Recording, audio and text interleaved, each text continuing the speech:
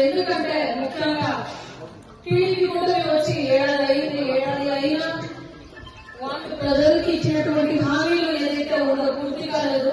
పూర్తయినప్పటికీ ఒక సిలిండర్ తప్పితే free bus అవన్నీ ఏం చేయలేదు. ఒక సిలిండర్ కూడా సెంట్రల్ స్కీమ్ నుంచి ఇచ్చినా తప్పితే వాళ్ళ సొంత డబ్బుల నుంచి కానీ గవర్నమెంట్ ఇప్పుడు ఉన్నటువంటి గవర్నమెంట్ నుంచి కానీ ఏమి ఇవ్వలేదు. ఇది మనందరికీ తెలుసు. అవును, ఆడవాళ్ళకైతే పెద్ద మోసమే జరుగుతా ఉంది. అన్నదమ్ములకైతే బిజినెస్ చిన్న బిజినెస్ చేసుకునే వాళ్ళకి కూడా మోసమే.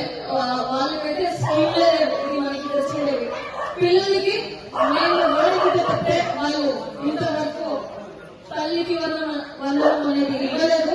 అది 15,000 అని చెప్పి 13, 9, 10 ఇట్లా ఇస్తున్నారు. మన ఇంట్లో ఉండే ఆడబిడ్డలకి తెలుసు ఎంత ఇస్తున్నారు ఎంత లేదు అని. 3 పిల్లలు ఉంటే 2కి వచ్చింటుంది, లేకుంటే 1కి వచ్చింటుంది. ఇది ఈ రోజు మన ఆంధ్ర రాష్ట్ర పరిస్థితి. దీన్ని మేము ప్రతి ఒక్క ఇల్లుకి తీసుకెళ్లి వాళ్ళు చేస్తున్నటువంటి మోసం తెలియజేయాలి. ఈ క్యూఆర్ కోడ్ ఏమైతే ఉందో మన యూత్ ఎవరైతే ఉన్నారో ప్రతి ఒక్కరి దగ్గర స్మార్ట్ ఫోన్ అనేది ఉంటుంది. వాళ్ళు పెద్దవాళ్ళకి ఆడవాళ్ళకి చెప్పాలి అని నేను కోరుకుంటూ మన వైఎస్ఆర్సీపీ కార్యకర్తలు ప్రతి ఒక్కరూ దీన్ని ప్రతి ఒక్క ఇంటికి టీడీపీ ఇల్లు అయినప్పుడు లేదు వాళ్ళు కూడా తెలియజేయాలి.